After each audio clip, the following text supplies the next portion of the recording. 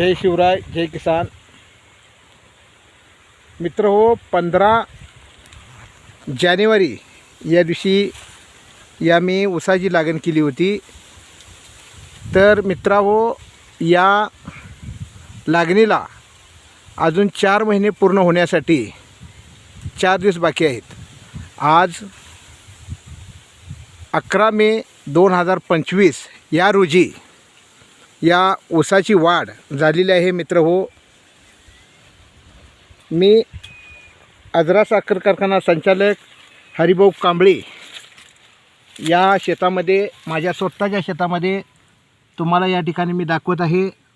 तर 15 फेब्रुवारीला लावून केल्यानंतर 15 फेब्रुवारी ते 11 मे, तर मित्र हो, या लावणीसाठी अजून 4 महिने पूर्ण होण्यासाठी बाकी आहेत. तर या ठिकाणी 4 महिन्यामध्ये कुठे 4 पेरं आलेले आहेत, कुठं 3 पेरं आले आहेत, कुठं 2 पेरं आलेले आहेत. माझ्या शेतकऱ्यानं अतिशय काबाड कष्ट करून लेकरापेक्षाही जास्त या पिकावर प्रेम करायचा प्रयत्न केला. पण मित्र हो, आपण जर या राबणाऱ्या पिकासाठी आपल्याला भाव मिळायसाठी जर आपण संघर्ष जर नाही केला तर नक्कीच मित्र हो, नेहमी शेतकऱ्याची स्वप्न ही अधुरी राहतात.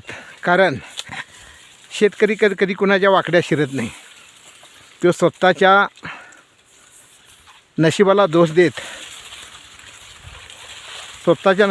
देत पश्चाताप करत असतो. सोसायटीचं नवजुनं करत जगत असतो, पण कधी कुणाला दोष देत नाही. तर हे पीक काढण्यासाठी अक्षरशः शेतकऱ्याला या ऊसाच्या पेराला आपलं स्वतःचं रक्त द्यावं लागतं. जमिनीला घामानं भिजवावी लागते, पाण्यानं भिजवावी लागते. त्यावेळी अशी हिरवीगार जमीन होते. तर मला सांगायचं तात्पर्य मित्रांनो, आपण संघर्ष केला पाहिजेत आणि आपल्या कष्टाच्या घामासाठी, घामाचं जे प्रतीक आहे ते मागण्यासाठी लढलं पाहिजेत. म्हणून आपण एकत्र येऊया आणि आपण काबाड कष्ट करतो आहे.